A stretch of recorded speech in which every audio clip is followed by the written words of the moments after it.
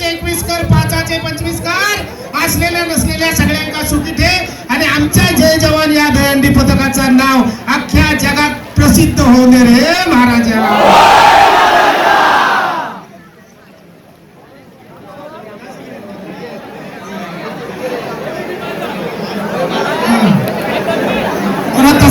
आमच्या नाशिक रेंजरचे प्रो दहीहंडी जी होता त्याचे मालक आहेत आमचे शेळके साहेब, प्रतीक शेळके.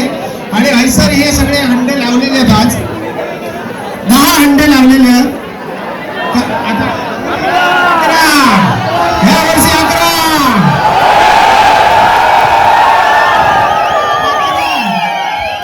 आणि आमच्या जय जवान पथकात 11 कोटीचा बक्षीस मिळाले रे.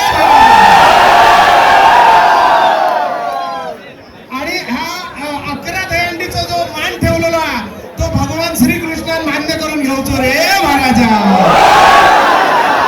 धन्यवाद. आमचे मित्र संदीप ढवळे, कुणाल सरमळकर आणि बाकी आमचे सगळेच माझे गाववाले हे सगळ्यांनी मला बोलवलं त्याबद्दल तुमचे खूप खूप धन्यवाद. आणि दरवर्षी बोलू आम्ही, दरवर्षी येईल. धन्यवाद. गोविंदा पथक होतं आणि या जय जवान गोविंदा पथकाला शेवटच्या 16 संघामध्ये आणण्यासाठी नव्हे तर खास आपण बोलतो ना आपल्या घरातला संघ आपल्याकडेच राहायला पाहिजे, ज्याच्यासाठी जे काही लागेल साम दाम दंडभेट या ठिकाणी दाम इतका मोजला गेलेला आहे की त्याची कल्पना आपण करू शकणार नाही. आणि ते दाम टाकण्याची ताकद या सर्व जेवढे 16 संघ मालक होते त्याच्यामध्ये सर्वोत्कृष्ट आणि सर्वात उत्तम फक्त आणि फक्त जय जवान परिवारासाठी ज्यांनी बोली लावली ते आपले PRS इन्फ्रास्ट्रक्चर यांच्यासाठी आमच्या जय जवान परिवारातर्फे आणि बजरंगबली आपल्याला. आणि तुम्हाला अजून एक विनंती आणि एक सांगू इच्छितो की फक्त प्रतीक शेळके साहेबच आज आपल्या जय जवान परिवाराच्या प्रेमात नाहीये. ज्या व्यक्तीच्या ठिकाणी आणि ज्यांनी या दहीहंडीला मोठं केलं ते आपले सन्माननीय परिवहन मंत्री प्रतापजी सरनाईक साहेब आणि युवा सेना कार्याध्यक्ष पूर्वेजी सरनाईक साहेब यांची सुद्धा या जय जवान परिवाराच्या पाठीमागे या 16 संघामध्ये खेळण्याची सर्वात मोठी इच्छा होती. आणि त्यांनी सुद्धा जरी ते आज येऊ शकले नसते तरी त्यांनी सुद्धा आपल्या संपूर्ण जय जवान परिवाराला शुभेच्छा दिलेल्या आहेत आणि या शुभेच्छा कधी खाली जात नाहीत. त्यामुळे मी पुन्हा एकदा आपल्या पूर्वेजी सरनाईक साहेब, प्रतापजी सरनाईक साहेब आणि आपले संघ मालक प्रतीक शेळके साहेब यांचे मी मनपूर्वक आभार मानतो. साहेबांनी अगोदर सांगितलं की मी बोलणार नाहीये, मी फक्त करून दाखवतो आणि त्यांनी करून दाखवलेलं आहे. त्यांनी आपल्याला सर्वोत्कृष्ट बोली लावून आपण त्या प्रो मध्ये तर आलेल्याच आहे. त्यांनी फक्त एक इच्छा व्यक्त केलेली आहे संदीप सरांकडे की मला या गोविंदा पथकाची जी हॅट्रिक चुकलेली आहे ती हॅट्रिक या वर्षी पूर्ण होईल अशी त्यांनी अपेक्षा आपल्या सर्वांकडे केलेली आहे.